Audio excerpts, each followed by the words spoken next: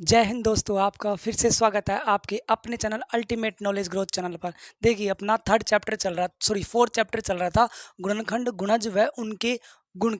और नवोदय की classes complete आपको फ्री ऑफ कॉस्ट इस चैनल पर आपको मिलेंगी। और अरियंत की बुक में के क्वेश्चन मैं सोल्व करवा रहा हूँ। कंप्लीट अरियंत की बुक को मैं यहाँ पर सोल्व करवा रहा हूँ आपको।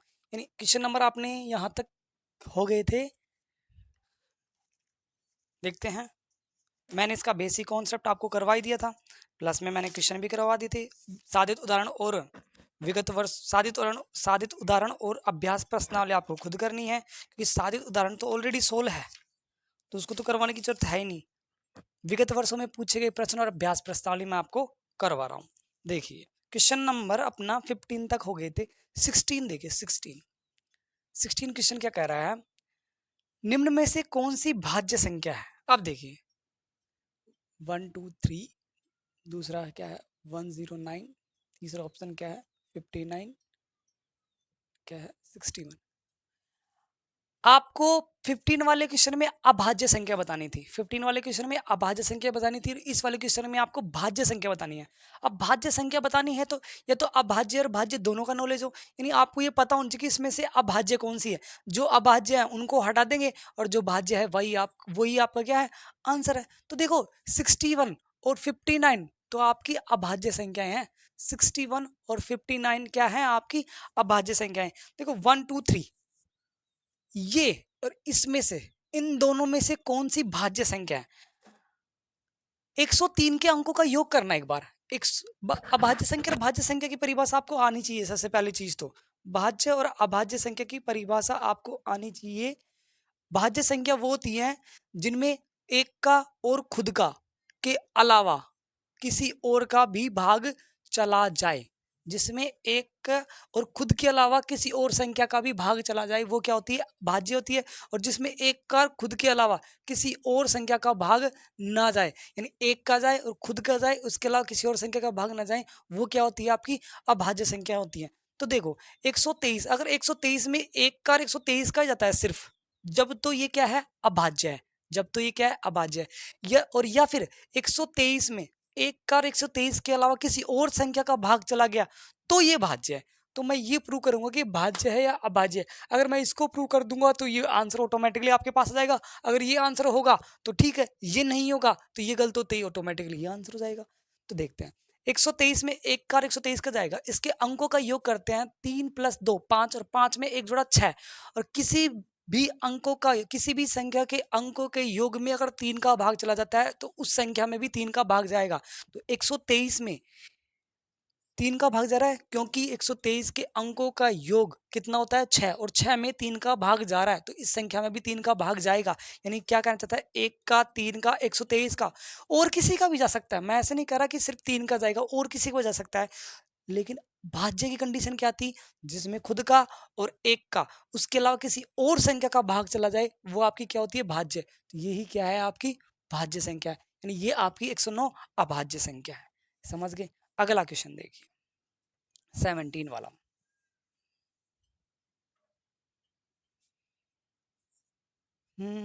वह छोटी से छोटी संख्या क्या होगी जिसे 72 से गुणा करने पर 112 का गुणज प्राप्त हो। देखिए, वह छोटी से छोटी संख्या क्या होगी जिसे 72 से गुणा करने पर 112 का गुणज प्राप्त हो।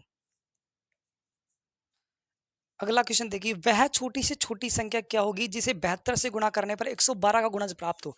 यानी वह छोटी से छोटी संख्या निकालनी है जिसे 72 से गुणा कर दे तो 112 का गुणज प्राप्त होना चाहिए। तो देखो, 72 से गुणा कर दें तो 112 का गुणज प्राप्त होना चाहिए। 112 का गुणज यानी क्या समझे, यानी जो 72 के टेबल में भी आई और 12 के टेबल में भी आई, जो 72 के टेबल में भी आई और 12 के टेबल में भी आई। इसका मतलब ये क्या कहना चाह रहा है, इन दोनों का एलसीएम। कभी भी ऐसी संख्या आ जाए छोटी से छोटी, उसका क्या निकालना है आपको, एलसीएम। और जो 72 और 12, 112 के दोनों के टेबल में पूछ रहा हूँ, तो यानी 72 और 112 का क्या निकालेंगे आप, एलसीएम निकालोगे। क्या निकालोगे, एलसीएम। तो देखो, 2 का भाग देंगे 36, 72 में 2 का भाग दिया 36, और 112 में 2 का भाग दिया 56। इसमें 2 का भाग देंगे 18, इसमें 2 का भाग देंगे 28, फिर इसमें 2 का भाग देंगे 9, इसमें 2 का भाग देंगे 14, फिर देखो 2 का भाग देंगे 9। इसमें नहीं जाएगा, लेकिन इसमें जाएगा ना, कितनी बार, सॉरी 7 बार। कितनी बार जाएगा, 7 बार। अब 2 का भाग जाना बंद हो गया, 3 का भाग, इसमें नहीं जा रहा लेकिन इसमें तो जा रहा है, तो 3 का भाग देंगे 3 7, फिर 3 का भाग देंगे 1 7। अब किसका जाएगा 7 का 7 1 1 1, यानी 2 गुणा में 2 गुणा में 2 गुणा में 2 गुणा में 3 गुणा में 3 गुणा में 7, तो क्या आएगा देखो 2 2 के गुणा कर लो, 2 2 की जोड़ी बना लो, 4 आया इन दोनों गुणा करने पर, इन दोनों गुणा करने पर 4 आया, इन दोनों गुणा करने पर 9 आया, इसको 7 आया, ये कितना आया 16, और 16 को इसको ऐसे कर लो 63, और इसको इससे गुणा करेंगे तो कितना आएगा चेक करते हैं 63 और 16, ये आएगा 1008। आपका आंसर आ गया 1008। अब ये आंसर नहीं आया, यानी इसका एलसीएम 72 और 112 का गुणज, दोनों का कॉमन गुणज क्या है 1008 है। अब वह छोटी से छोटी संख्या, देखो क्वेश्चन दोबारा पढ़ो, वह छोटी से छोटी संख्या ज्ञात कीजिए जिसे 72 से गुणा करने पर 112 गुणज प्राप्त हो, यानी 72 से भाग देंगे, तो 72 से भाग देंगे 1008 को, तो 72 से भाग देंगे, एक बार जाएगा 72, कितना बच गया 28, उतार दिया 8। अब 72 की टेबल कितनी बार बोले कि 288 आ जाए, 288 से कम रहे, तो 72 की टेबल 4 बार बोल लें, तो 4 बार बोलेंगे तो 284 आएगा, 284 बच गया कितना 4, 284, हाँ 284 बच गया 4, यहाँ पर 14 आ गया, यानी जो भागफल है ना, भागफल वह छोटी छोटी संख्या कौन सी है 14 ही आपका क्या है आंसर है, 14 ही आपका क्या है आंसर है। यानी वह छोटी से छोटी संख्या, देखो दोबारा क्वेश्चन समझ लीजिए, वह छोटी से छोटी संख्या क्या है जिसे 72 से गुणा करने पर 112 का गुणज प्राप्त हो, तो वह छोटी से छोटी संख्या, पहले एलसीएम निकाल लेंगे, 72 112 गुणज की बात कर रहा है, यानी उसके टेबल में आना चाहिए, और टेबल में कब आता है, यानी 1008 में 72 और 112 दोनों का भाग जाता है, तो यानी ये इसका गुणज है, अरे भाग जाता है, कब भाग जाएगा जब उसके टेबल में आए तभी तो भाग जाएगा, तो 1008 क्या है उसके क्या है गुणज है। अब 1008 में किसका 72 का भाग देंगे तो भागफल कितना आ गया 14, यानी वह छोटी से छोटी संख्या क्या है 14 है, ध्यान रखना नोट कीजिए।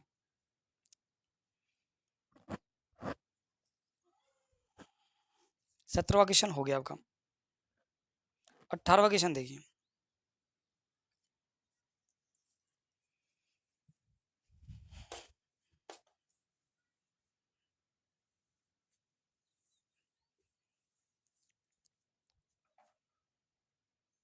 अठारहवां क्वेश्चन क्या है, निम्नलिखित में से कौन सी एक संख्या 1 से 17 के बीच की सभी अभाज्य संख्याओं से विभक्त होती है, यानी वो क्या कह रहा है कि ये ऑप्शन दे रखा है, बहुत अच्छा क्वेश्चन है, 5 1 5 5 1 3 बी, ये क्या दे रखा है 4,40,440, तीसरा क्या दे रखा है 3,45,345, और डी दे रखा है आपको 5,10,510। दोबारा ऑप्शन देख लेता हूँ, 5,15,513, 4,40,440 और 3,45,345 और 5,10,510। ओके, अब वो ये क्या कह, क्वेश्चन बहुत अच्छा क्वेश्चन है, बहुत अच्छा, निम्न में से कौन सी संख्या 1 से 17 के बीच, 1 से 17 के बीच की बात कर रहा है, 1 से 17 के बीच, बीच का मतलब 1 और 17 को इंक्लूड नहीं करेंगे, इसको नहीं लेंगे, यानी 1 से 17 के बीच में जो आती है 1 और 17 को छोड़कर, वो ये बोल रहा है 1 और 17 के बीच की सभी अभाज्य संख्याएं। अब इसके बीच की अभाज्य संख्याएं कौन सी है 1 से 17 के बीच की, 2 3 5 7 11 13 15 नहीं है 17। अब 17 नहीं लेंगे क्योंकि उसने क्या बोला है, उसने क्या बोला है 1 से 17 के बीच, बीच बोला है, तो 17 का नहीं लेंगे, यानी 2 3, इन ऑप्शन में से ऐसी कौन सा ऑप्शन है इन चारों ऑप्शन में से जिसमें 2 का 3 का 5 का 7 का 11 का 13 का सभी का भाग जाता है, यानी सभी का भाग जाता है, वो ये कह रहा है। अब देखिए, एक मिनट में पानी पी लेता हूं।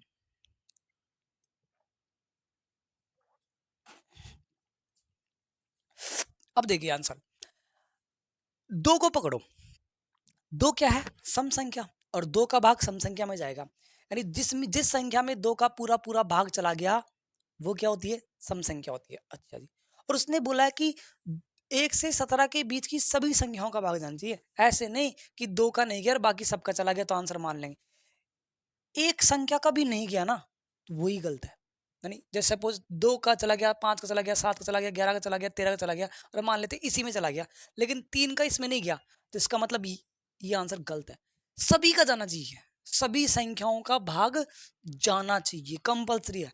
तो 2 का भाग किस में जाएगा? सीधी सी बात है, सम संख्या में जाएगा। यानी जो विषम है वो हटा दो। 2 का भाग इसमें जाएगा? नहीं जाएगा। क्यों? क्योंकि इसका इकाई अंक 3 है और 3 होते ये क्या हो गई? विषम संख्या हो गई। विषम संख्या होगी तो 2 का भाग ही नहीं गया तो आंसर हट गया। 2 का भाग जाना चाहिए, फिर 3 का चेक करेंगे, फिर 5 का, फिर 7 का, फिर 11 का, फिर 13 का, सभी का। तो 2 का भाग इसमें भी तो नहीं जाएगा ना। आपको चेक करने की जरूरत नहीं है, पूरा डिवाइड बहुत छोटा है, दिमाग का खेल है, इसमें कैलकुलेशन नहीं है। ऐसे नहीं कि इसमें पहले इसमें इन सभी का भाग देंगे, फिर इसमें इन सभी का भाग देंगे, फिर इसमें इन सभी का भाग देंगे, फिर इसमें इन सभी का भाग देंगे। ऐसे तो कैलकुलेशन बहुत लंबी हो जाएगी, आधे घंटे में एक क्वेश्चन सोल्व होगा आपका। यानी ये क्वेश्चन दिमाग का है ना कि कैलकुलेशन का। तो 2 का भाग इसमें भी नहीं जाएगा, इसमें भी नहीं जाएगा। क्यों नहीं जाएगा? क्योंकि ये है विषम संख्या। क्यों? क्योंकि ये है विषम संख्या और विषम संख्या में 2 का पूरा पूरा भाग नहीं जाता है। तो ये ऑप्शन तो हट गए। अगली देखो, 2 का भाग इसमें 0, इसका इकाई अंक 0। यस, इसमें 2 का पूरा पूरा भाग जाएगा क्योंकि सम संख्या। कितनी बार जाएगा इस अपन को इससे मतलब नहीं है, भाग जाता है या नहीं जाता है ये चेक करते हैं। देखो 5 का भी जाएगा क्योंकि 5 का नियम क्या कहता है? जिसका इकाई अंक 0 या 5 होता है, किसी संख्या का इकाई अंक 0 या 5 होता है तो उस संख्या में 5 का भाग जाता है। इकाई अंक 0 या 5 है, इसका मतलब इसमें 5 का भाग जाएगा। अब आपको सर इसमें भी तो जाएगा 5 का भाग, यस इसमें 5 का भाग जाएगा, लेकिन इसमें 2 का नहीं जा रहा था इसलिए हटा दिया अपन ने। ओके, बच गए दोनों ऑप्शन, यानी 2 और 5 का चला गया। अब अपन आते हैं 3 पर आते हैं। 3 का नियम क्या कहता है कि किसी भी संख्या के अंकों का योग कर लो। दो सेकंड चैप्टर काम में आ रहा है, सेकंड चैप्टर, सेकंड विभाज्यता का नियम पढ़ाया था ना, 2 का, 3 का, 5 का, 7 का, 4 का, वो सारे काम आ रहे हैं।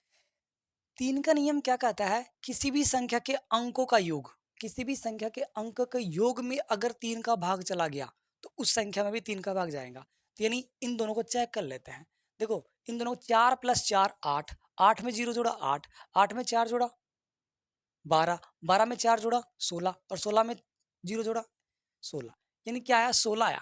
इन इन सभी के अंकों का योग, और इसके अंकों का योग क्या होगा? 5 और 1 6, 6 और 0 6, 6 और 5, 6 और 5 11, 11 और 1 12 और प्लस 0 यानी 12, यानी इसके अंकों का योग 12 आया, इसके अंकों का योग 16 आया।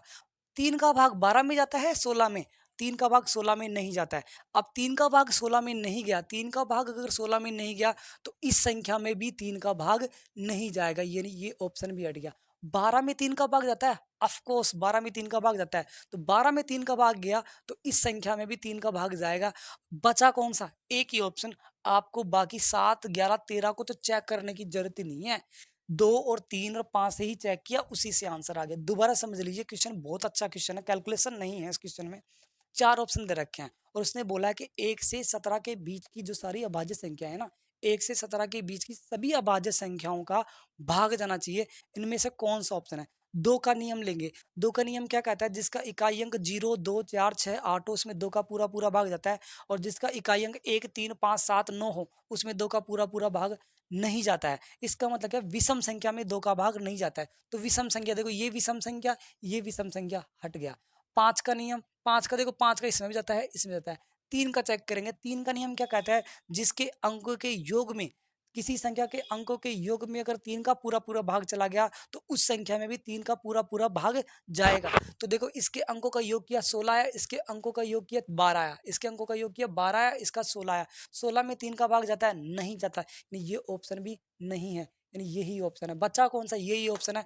यानी इस ऑप्शन में है ना, 2 का भी भाग जाएगा, 3 का भी जाएगा, 5 का भी जाएगा, 7 का भी जाएगा, 11 का भी जाएगा, 13 का भी जाएगा, यानी सभी इन सभी संख्याओं का क्या क्या जाएगा? भाग जाएगा। ये कहना चाह रहा है ये। समझ गए? अगला क्वेश्चन देखिए 1900, इसमें समझने का था, करने का कुछ नहीं था, करने का कुछ भी नहीं था, सिर्फ लॉजिक वाला क्वेश्चन था। ऐसे क्वेश्चन आते हैं वहां पर नवोदय में। अरियंत की बुक करवा रहा हूं मैं, आपको ध्यान रखना, अरियंत की बुक। 19वां क्वेश्चन देखिए, निम्न में से कौन सी संख्या 45 से विभक्त है? ऑप्शन देखिए, 1,81,560। बी ऑप्शन क्या है? 3,31,145। सी ऑप्शन क्या है? 2,28,60। फोर्थ ऑप्शन क्या है? 20 लाख, सॉरी हाँ 20 लाख है, 23,000 550, 20,23,550 ये है।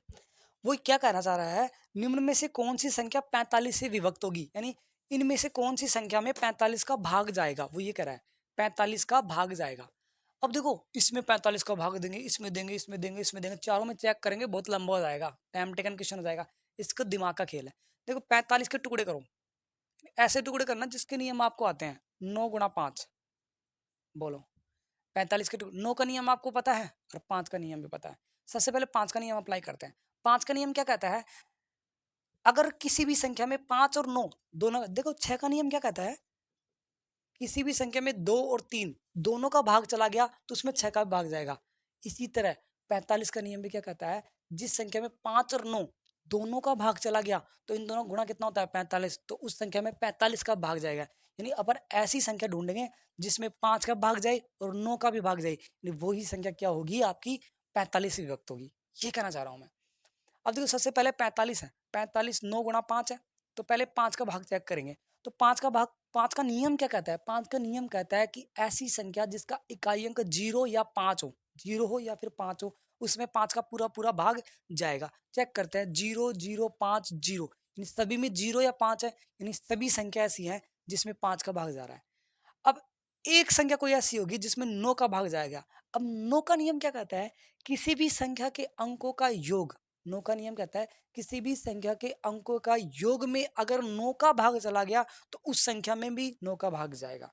किसी भी संख्या के अंकों के योग में 9 का भाग चला गया तो उस संख्या में भी 9 का पूरा पूरा भाग जाएगा। तो ये देखो इनके अंकों का योग कर लेता है, जिसमें 9 का पूरा पूरा भाग चला गया वही आपका आंसर है। चेक करते हैं। वो 1 प्लस में 8 9, 9 और 1 10, 10 और 5 15, 15 और 6 15 और 6 21 और प्लस में 0, ये 21 आया। इसका इसका कितना आया 21। दोबारा चेक कर लेता हूँ, 1 8 9 9 10, 10 और 15 21 आया।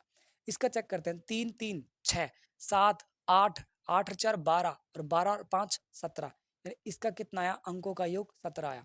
इसके अंकों का योग चेक कर लेता हूँ, 2 और 2 4, 4 और 8 4 12 और 12 और 6 18। जीरो का योग करेंगे तो जीरो कोई फर्क नहीं पड़ेगा, इसलिए मैं जीरो ऐड ही नहीं कर रहा। 2 और 2 4, 4 और 3 7, 7 और 5 12, 12 और 5 17। अंकों का योग देखो, इसके अंकों का योग 21 आया, इसका 17 आया, इसका 18 आया, इसका 17 आया।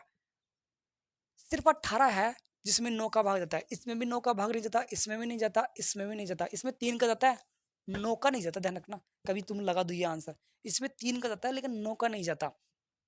18 एकमात्र ऐसी संख्या आई जिसमें 9, यानी इसमें 9 का भी भाग चला गया, यानी ये संख्या ऐसी है जिसमें 5 और 9 दोनों का भाग चला गया। इसका मतलब इस संख्या में 45 का भी भाग चला जाएगा।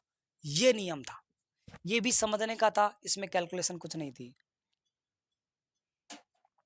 अगला देखिए क्वेश्चन,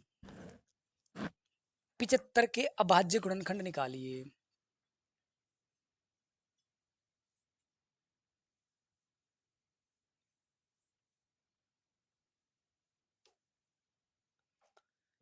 अगला क्वेश्चन क्या कहता है, 20वां, 75 के अभाज्य गुणनखंड। अरे 75 के अभाज्य गुणनखंड निकालने का तरीका मैंने आपको बता रखा है।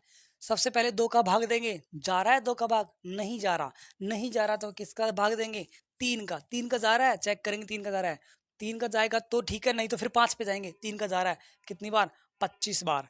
75 में 3 का भाग देंगे 25 आता है। फिर अब 3 का नहीं जा रहा, 5 का जा रहा है, 5 5 1, यानी 75 के अभाज्य गुणनखंड क्या है, 2 गुणा में 5, सॉरी 3 गुणा में, 2 नहीं है, 3 गुणा में 5 गुणा में 5, यही आपका आंसर है। वो ये भी पूछ सकता था 75 के अभाज्य गुणनखंड कितने हैं, तो कितने पूछता तो 1 2 3 है, और क्या है तो ये आंसर है। कौन सा ऑप्शन है आपका, सेकंड ऑप्शन। वैसे आपका फर्स्ट थर्ड और फोर्थ ऑप्शन तो ऐसे ही हट गया। देखो 4 अभाज्य गुणनखंड में अभाज्य संख्याएं आती हैं, आपको ये करने की जरूरत नहीं थी। अभाज्य गुणनखंड में अभाज्य संख्याएं आती है, अभाज्य गुणनखंड में अभाज्य संख्याएं आती हैं। तो देखो फर्स्ट ऑप्शन में 2 और 3 तो भाज्य संख्या है, लेकिन 4 तो आपकी भाज्य संख्या है, तो ये ऑप्शन तो हट गया। इसी तरह थर्ड क्वेश्चन में देखना, 3 तो अभाज्य संख्या है, लेकिन 4 और 6 आपकी भाज्य संख्या आ गई, तो ये भी हट गया। फोर्थ ऑप्शन देखना, 3 गुणा 3 गुणा 4, यानी 4 4 2 बार आ गया, ये तो भाज्य संख्या है। अब भाज्य गुणनखंड में भाज्य संख्या क्या काम, इसलिए फोर्थ ऑप्शन बैठ गया। आपको करने की जरूरत नहीं थी, आपका सेकंड ऑप्शन वैसे भी आ रहा था बिना पेन उठाए। 21वां क्वेश्चन देखो, 40 से छोटे 5 के गुणजों की संख्या। देखो उसने क्या बोला है, 40 से छोटे, थोड़ा सा लैंग्वेज चेंज कर दिया, 40 से छोटे, 40 से छोटे 5 के गुणज, 5 की टेबल बोल रहा है। 5 के गुणज कितना है, 5 10 15 20 25 35 40 45, ये 5 के गुणज होते हैं। लेकिन उसने क्वेश्चन में क्या बोला, 40 से छोटे, तो 40 से बड़ा है, 40 से, अब 40 भी नहीं होगा, उसने 40 से छोटा बोला है कि ना कि 40। वो ये बोलता कि 40 तक, तो 40 ले लेते, लेकिन उसने 40 से छोटा बोला है, तो 40 से छोटा तो 35 तक ही आएगा, तो यही आपका आंसर है। अब उसने पूछा कितने हैं, कितने हैं, तो 1 2 3 4 5 6, कितने हैं, कहा 1 2 3, सॉरी मिस्टेक कर दी ना, 30 35 आएगा। 1 2 3, टेबल में मिस्टेक कर दी थी मैंने, 1 2 3 4 5 6 7, कितने हैं, 7 है। आंसर वो यही बोल रहा है, थर्ड ऑप्शन, कि 40 से छोटे 5 के गुणजों की संख्या, 40 से छोटे हैं 35 तक। 40, अगर वो बोलता कि 40 तक, तो आंसर कितना होता, 8। और 8 ऑप्शन भी दे रखा है आपको गलत करने के लिए, वो गलत करने के लिए ऑप्शन दे रखा है, ना कि सही करने के लिए 8 ऑप्शन दे रखा है। यानी आपके विगत वर्षों में अरियंत की बुक के विगत वर्षों में पूछे गए प्रश्न अपन ने कंप्लीट कर लिए हैं। अपन अब अभ्यास प्रश्नावली पर आते हैं, ठीक है। देखिए, नोट कीजिए इसको।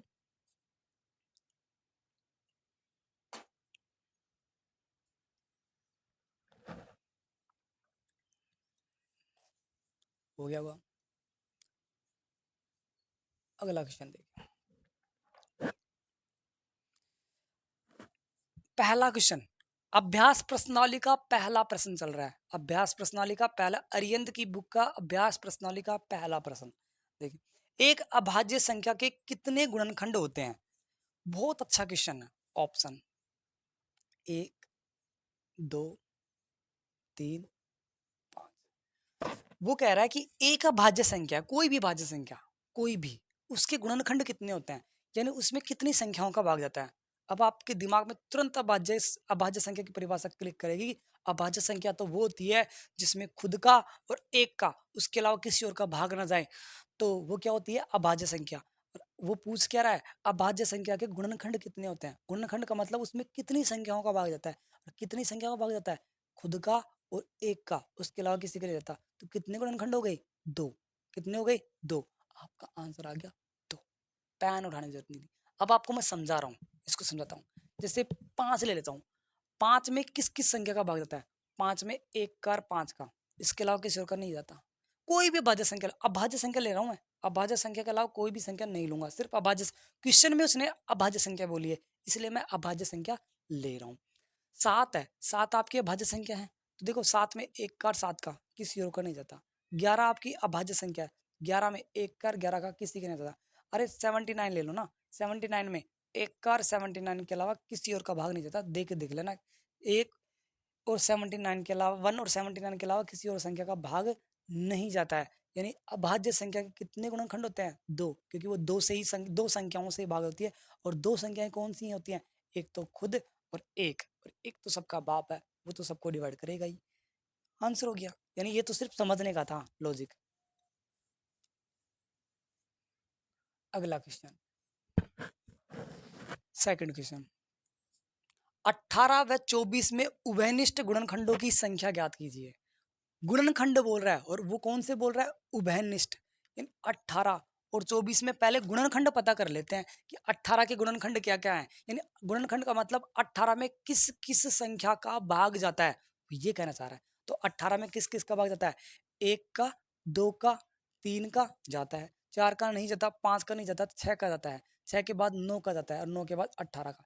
यानी 18 में सिर्फ और सिर्फ इन संख्याओं का भाग जाता है, और किसी संख्या का भाग नहीं जाता। पूरा पूरा की बात कर रहा हूँ, ठीक है। 24 में किस किस का भाग देता है, वो चेक कर लेंगे। 24 में 1 का, 2 का, 3 का, 4 का जाता है। 5 का नहीं जाता, 6 का जाता है, 7 का नहीं जाता, 8 का जाता है, 9 का नहीं जाता, 10 का भी नहीं जाता, 11 का भी नहीं जाता, 12 का जाता है। और 12 के बाद अब किसका जाएगा? 24 में। यानी 24 में इन संख्याओं के अलावा किसी और का भाग नहीं जाएगा। अब उसने क्या बोला है? उभयनिष्ठ। उभयनिष्ठ बोल दो या सर्वनिष्ठ बोल दो या फिर सर्वनिष्ठ बोल दो। सर्वनिष्ठ गुणनखंड। सर्वनिष्ठ गुणनखंड या उभयनिष्ठ गुणनखंड का मतलब जो दोनों में हो कॉमन, यानी जो इसमें भी हो और इसमें भी हो। तो देखो, 1 दोनों में है, 2 दोनों में है, 3 दोनों में है, 6 दोनों में है, और कोई है तो दोनों में हो। 8 इसमें है, इसमें नहीं है, 18 इसमें है, इसमें नहीं है, 12 इसमें है, इसमें नहीं है, 24 इसमें, इसमें नहीं। यानी 18 व 24 के उभयनिष्ठ गुणनखंड कौन कौन से हैं? 1 2 3 6। यानी 18 व 24 में पहले ये पता करेंगे कि इसमें किसका भाग जाता है, 18 में किसका, 24 में किसका। फिर दोनों में कॉमन क्या है, यानी दोनों में सेम सेम क्या है, सेम सेम 1 2 3 6 के अलावा कोई संख्या सेम नहीं है। तो यही आपका आंसर है। अब देखो, उसने क्वेश्चन में क्या बोला है? कितने हैं? 18 व 24 में उभयनिष्ठ गुणनखंडों की संख्या, संख्या पूछा है। उसने ये नहीं पूछा कि कौन कौन से हैं। तो संख्या कितनी है? 1 2 3 4। आपका ऑप्शन कौन सा है? फोर्थ ऑप्शन, 4 है। 1 2 3 4 है। संख्या पूछा है। ये पूछता कि कौन कौन से हैं, तब तो ये आंसर देते। लेकिन उसने क्या पूछा है कि कितने हैं, संख्या कितनी है। तो आपके आंसर ये है, 4 है। समझ गए? नोट कीजिए। अगला और देखिए, तीसरा प्रश्न भी यहीं करवा देता हूँ। 14 व 77 के बीच में 7 के गुणज। देखो, 7 के गुणज बताना है। और 7 के गुणज, जहां पर गुणज आ गया वहां पर किसकी बात कर रहे हैं? अपन टेबल की बात कर रहे हैं, उसके पहाड़े की बात कर रहे हैं। लेकिन उसने क्वेश्चन में क्या हल्का सा ट्विस्ट ला दिया। क्या ला दिया? 14 व 77 के बीच की बात कर रहे हैं। देखो, 7 के गुणज क्या है? 7 14 21 28 35 42 49 सॉरी 56 63 70 77 और 7 ऐड कर देंगे तो 84। ये चलते रहेंगे आगे, ये आगे अपने चलते रहेंगे। लेकिन उसने क्या बोला है? 14 7 के गुणज बताना है, 14 और 77 के बीच की बता रहा है। तो यानी 14 और 77 के बीच के, इन दोनों के बीच में कौन कौन से आते हैं? ये आता है इन दोनों के बीच। यानी इसकी बात वो नहीं कर रहा, वो इसकी बात नहीं कर रहा, 77 के बाद वाले की बात नहीं कर रहा, 14 से पहले वाला 7 उसकी बात नहीं कर रहा। इन दोनों के बीच में कितने हैं? अब बीच का आ गया। कभी मैंने बताया था आपको, 1 से लेकर 100 तक, तो अगर आ जाए तो 1 और 100 उसमें इंक्लूड होंगी, उसमें जुड़ेंगी, काउंट होंगी। लेकिन अगर मैं ये बोल दूं 1 से लेकर 100 के बीच, 1 से 100 के बीच की बात कर दी, तो यानी वो 1 और 100 काउंट नहीं होंगी। 2 से लेकर कहाँ तक? 99 तक काउंट करेंगे। समझ गए? तो यानी 14 से 77 के बीच की बात कर रहा है, यानी 14 को भी नहीं बात कर रहा, वो 77 की बात नहीं कर रहा। और 14 77 के बीच में सिर्फ यही 7 की गुणज है। कितने हैं? 1 2 3 4 5 6 7 8, यानी 8 है। यही आपका आंसर है। 8 किस ऑप्शन में है?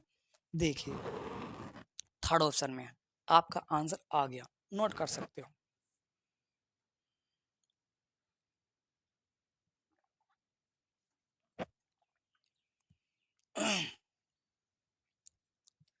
अगला क्वेश्चन,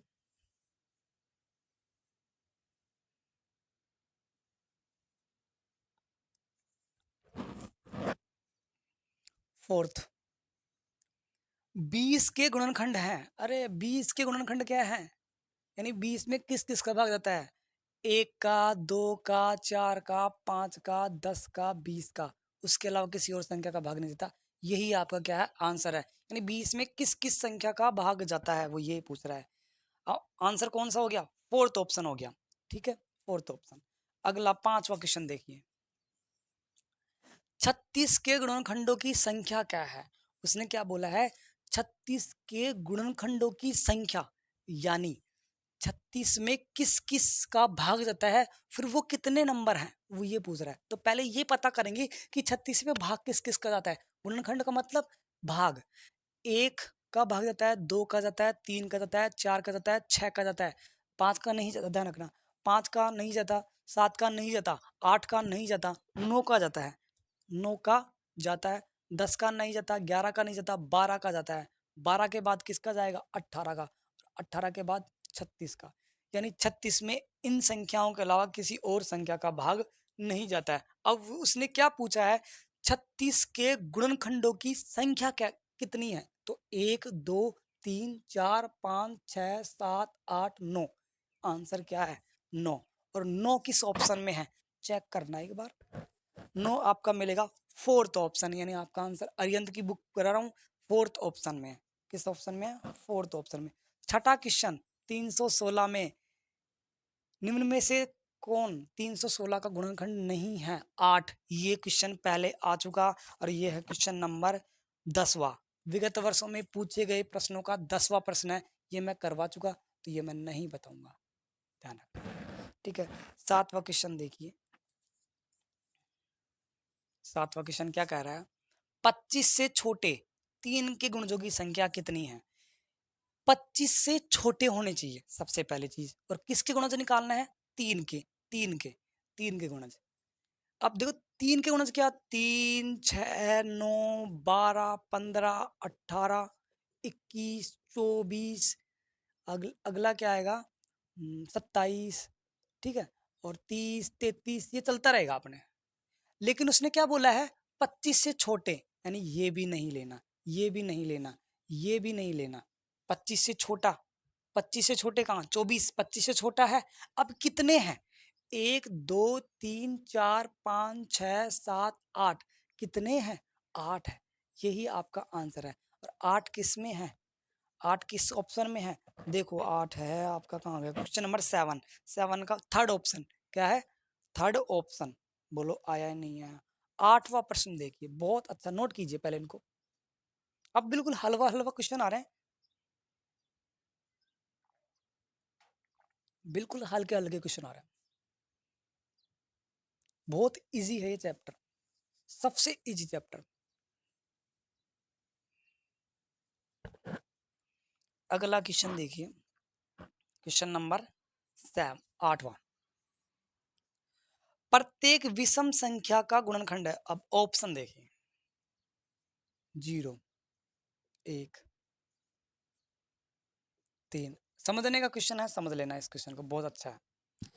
प्रत्येक विषम संख्या का गुणनखंड है, यानी ऐसी कौन सी संख्या है जो प्रत्येक विषम संख्या में भाग जाता है उसका, यानी 0 है 1 है 3 है 5 है।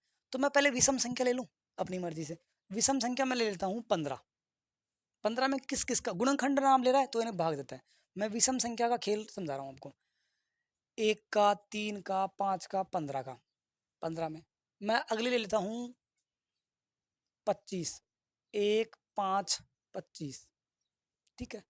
उससे अगली विषम संख्या ले लेता हूँ मैं 49, विषम संख्या ले रहा हूँ, इसमें किस किस किस किसका भाग जाता है, 1 का 7 का 49 का, 91, ये भी विषम संख्या है, इसमें किस किस का होता है, तो 1 का 91 में 13, 7 का और 13 का, उसके अलावा 91 में 1 का 7 का 13 का, उसके अलावा किसी और संख्या का भाग नहीं जाता है, आप चेक कर लेना, कोई दिक्कत नहीं है।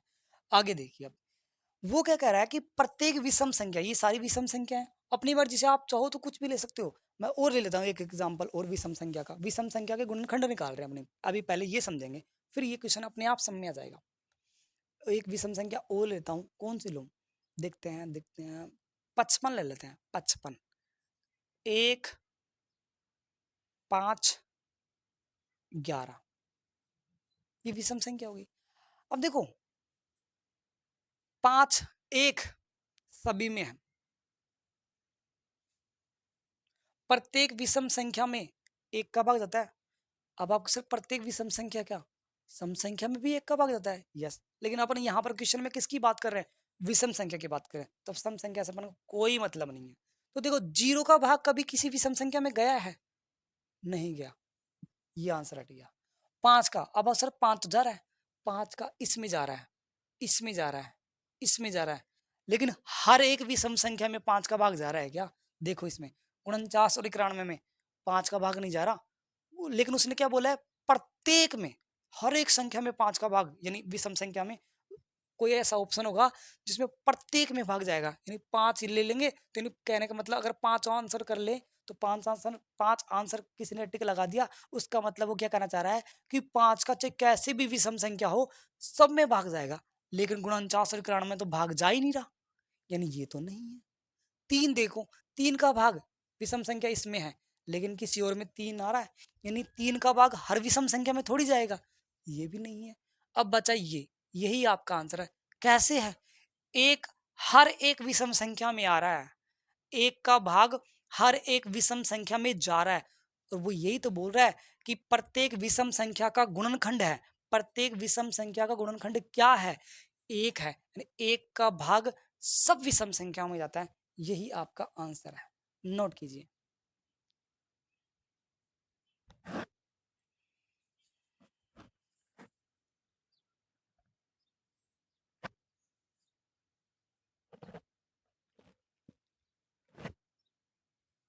हो गया होगा। आज के लिए अपन इतना ही करते हैं, कल फिर मिलेंगे। अगर ये चैनल आपको अच्छा लगा हो तो इसे लाइक कीजिए, सब्सक्राइब कीजिए, ज़्यादा से ज़्यादा लोगों तक फैलाइए। जय हिंद।